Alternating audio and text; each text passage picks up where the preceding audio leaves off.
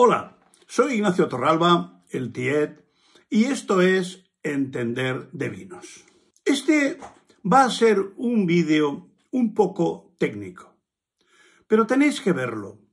Tenéis que verlo porque a pesar de que no sea imprescindible dominar todos estos aspectos técnicos del vino, hay que haber oído hablar de ellos. Yo sé poco de física cuántica, pero sé lo que es y he oído hablar de ella. Por lo tanto, si alguien me habla de física cuántica, no pondré cara de extraño ni miraré hacia otro lado. Hay que saber que las cosas existen aunque no lleguemos a dominarlas ni a controlarlas. Pero un conocimiento superficial de los aspectos técnicos que afectan al vino es necesario. Por lo tanto, os recomiendo que lo veáis y recordéis por lo menos los nombres. Si desde luego os aprendéis en qué consiste cada cosa, pues mucho mejor. Pero veréis cómo os sentiréis mejor si sabéis más cosas desde el punto de vista técnico del vino. No son difíciles, simplemente es cuestión de ocupar un trocito de la memoria con ellos. El vino, como ya sabéis, es un ser vivo y como tal nace, evoluciona, puede enfermar y acaba muriendo. Cuando una persona o animal están enfermos, se les nota. Generalmente es posible que no sepamos qué enfermedad les aqueja, pero se ve claramente que están enfermos. Al vino le pasa lo mismo, con alguna frecuencia, generalmente escasa. Abrimos una botella y notamos que el vino no está bien. Hay señales de alarma de todo tipo, visuales, olfativas, gustativas. Algo no anda bien. A veces el deterioro es leve y se notan ligeras alteraciones, pero en alguna ocasión puede estar completamente estropeado. Veamos a grandes rasgos cuáles pueden ser estas alteraciones.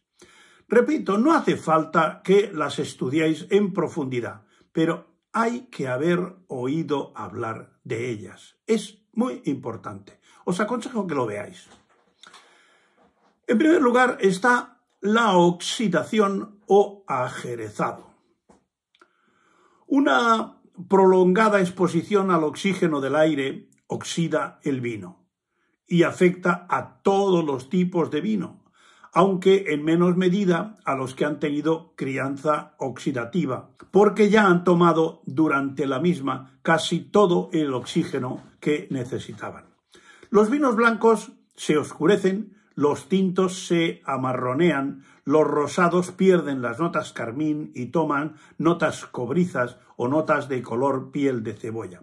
El vino pierde su carácter frutal y adquiere una nota polvorienta que puede recordar el caldo de carne, humedad, acelga, curry, notas rancias. El vino rancio es un vino oxidado. Es un vino oxidado que el resultado final es bebible y gusta a mucha gente. Con la oxidación, los sabores ácidos y frescos se vuelven más amargos y secos, con notas empireumáticas, o sea, de quemado o tostado, pierde acidez y queda un vino diluido, un vino aguado. La oxidación del vino se puede producir durante la elaboración o incluso después del embotellado. En segundo lugar está el olor a corcho o bouchonné. Es un defecto muy aparatoso y fácil de detectar. El vino huele a humedad, cartón mojado, a moho, pierde los aromas frutales y destacan los amargos. El corcho de alcornoque es el material más utilizado para hacer los tapones de los vinos que necesitan tener una larga permanencia en la botella, lo que se llama crianza reductora. Aun siendo un producto natural, hay ciertos riesgos de contaminación cuando el corcho procede de las partes bajas del árbol que han tenido la suficiente humedad para que en sus cavidades se desarrollen hongos. Aunque estos hongos también se pueden desarrollar en otros utensilios o elementos de madera de la bodega, como los tinos de fermentación o incluso en las paredes de la bodega. En tercer lugar, están los aromas sulfurosos. El olor sulfuroso, relacionado con el azufre, desde luego, es un olor punzante a cerillas recién apagadas. Seguro que recordáis ese olor. Caucho, naftalina, destacando los sabores amargos y provoca picor y sequedad. Son producidos por el dióxido de azufre, SO2, que es el producto que se suele utilizar en las bodegas como antiséptico y conservante del vino, y da esos problemas cuando es utilizado en cantidades excesivas. Después está el tema de la refermentación o segunda fermentación. Y el vino tiene una apariencia turbia, hay burbujas en los vinos tranquilos, es lo contrario del efecto anterior, poca dosificación de sulfitos, de SO2, y quedan levaduras y bacterias que en condiciones de temperatura adecuada reinician un conato de fermentación. El vino puede beberse, pero tiene una especie de aguja o petillán que incluso puede no verse, pero se nota en la boca. Después está la acidez volátil o el picado acético. Muy fácil de detectar por el olor avinagrado y de esmalte de uñas o pegamento y medio, que produce la actividad de una bacteria llamada Acetobacter en presencia de oxígeno. Vamos, es la que si la dejamos nos convierte el vino en vinagre.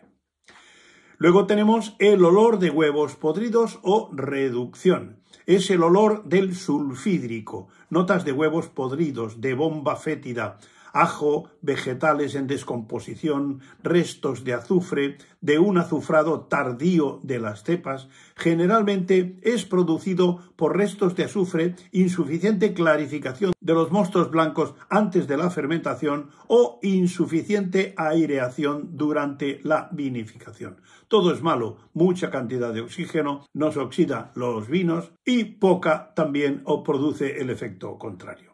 Después están los cristales de tartratos. Son unos cristales que aparecen en la parte del corcho que ha estado en contacto con el vino o en el fondo de la botella como sedimento. Esto suele solucionarse fácilmente cuando el vino pasa un par de inviernos en la bodega, porque los tartratos, o sea, las sales del ácido tartárico, sedimentan y se quedan en el depósito de la bodega. No tienen ningún sabor. Solo es el efecto estético de su presencia en el vino. Cuando se observan en el fondo de una botella, tiene fácil solución. El vino se decanta y se desprecia esa pequeña cantidad, ese dedito de vino que queda en el fondo de la botella. En general, los defectos del vino se deben a contaminaciones en la bodega, ya sea por falta de higiene o por contaminaciones bacterianas o fúngicas debidas a insuficiente higienización del vino. Cuando alguien está enfermo, decimos que hace mala cara. El vino también, incluso antes de abrir una botella, hay signos que nos avisan de que algo no anda bien. La cápsula deteriorada o manchada nos indica que ha salido vino, pero lo grave no es la salida de vino, que generalmente se debe a una dilatación del mismo, a causa de una subida de la temperatura.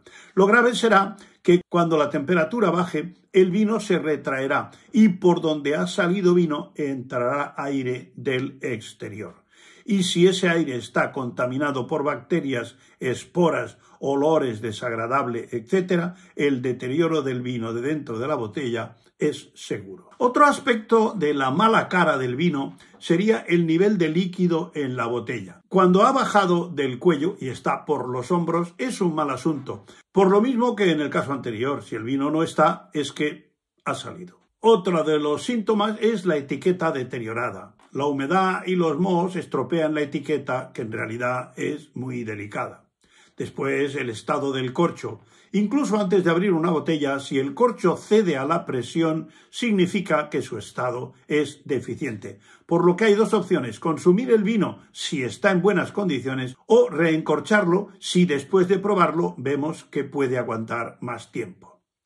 Mirando la botella al trasluz, si el vino está en buenas condiciones, puede incluso tener pozo, pero si está turbio o con un leve movimiento se ven partículas en suspensión, es un presagio seguro de que el vino está mal.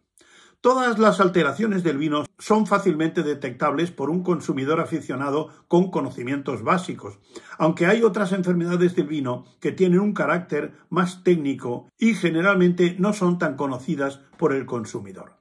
Hay un grupo denominado quiebras, que son alteraciones de los vinos, algunas de origen físico y otras de origen químico, cuya característica común es que producen cambios en el color, opalescencias, enturbiamientos y formación de precipitados o pozos que quiebran el aspecto del vino.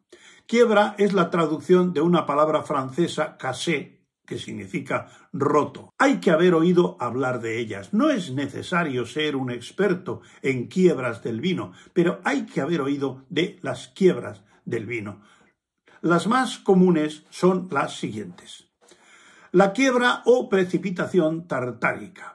Es frecuente en los vinos jóvenes cuando se enfrían bruscamente. Por eso se suele desaconsejar el uso del congelador para enfriar las botellas. Al descender la temperatura, parte de los ácidos y las sales del vino se insolubilizan y caen al fondo de la botella, en forma de pequeños cristales que se aprecian fácilmente al observar el vino a la luz, porque brillan. En los tintos, además, se puede precipitar parte de la materia colorante, que si la botella está en posición horizontal, se posarán en las paredes a lo que se suele llamar la cama. No tiene mayor efecto que el efecto estético. Se puede prevenir en la bodega sometiendo el vino a una fuerte refrigeración que los haga precipitar o utilizando coloides protectores que evitan los precipitados. Luego está la llamada quiebra férrica. Es menos frecuente y tiene una fácil explicación. Algunas variedades de cepa tienen mayor capacidad que otras para tomar del suelo determinados minerales. La tempranillo, el potasio y la verdejo, el hierro. Además, el mosto en la bodega puede entrar en contacto con piezas de hierro no protegidas de la maquinaria y pasarán a los ácidos del mosto en forma de óxido ferroso. Cuando hay en el vino una cierta cantidad de esta sustancia, del orden de entre 6 y 20 miligramos por litro, y el vino se airea, el óxido ferroso pasa a óxido férrico que no es soluble, lo que provoca un enturbiamiento y un cambio de color en el vino. En los blancos puede darse un color blanquecino a oscuro y en los tintos, al combinarse el hierro con los polifenoles, puede aparecer un tono incluso azulado. Después está la quiebra cúprica o cuprosa. Solo se da en los vinos blancos embotellados cuando estos tienen un exceso de cobre, presencia de proteínas en ambiente reductor, produce enturbiamientos lechosos con precipitados que pueden tener aspecto rojizo o en forma de copos de color oscuro. A diferencia de la quiebra férrica, suele desaparecer al airear el vino. Una forma de prevenirlo es evitar envasar en botellas transparentes y usar las de color verde, porque esta quiebra es un fenómeno fotoquímico. Y luego está la quiebra oxidásica. Ya sabemos que los compuestos fenólicos de los vinos son muy sensibles a la oxidación. Los blancos se oscurecen y pardean y los tintos se clarean o decoloran. Es mucho más propensa a sufrir estas alteraciones la uva que ha sufrido ataques de hongos como la botrytis cuando la higiene de la bodega no está muy cuidada y la dosis de sulfuroso es escasa. En este caso, los vinos son más ricos en oxidasas que los hacen proclives a esta alteración. En el mosto existen principalmente dos oxidasas, la tirosina y la lacasa, que son catalizadores enzimáticos de la oxidación y producen sabores amargo y áspero. Yo sé que es un poco peñazo, pero hay que haberlo por lo menos oído. No os pido que os lo aprendáis. Yo sé que me vais a castigar viendo menos este vídeo que los otros, pero ¿qué le vamos a hacer? Mi obligación es dar una información lo más amplia posible, porque también estos vídeos peñazo son entender de vinos. Hasta otra.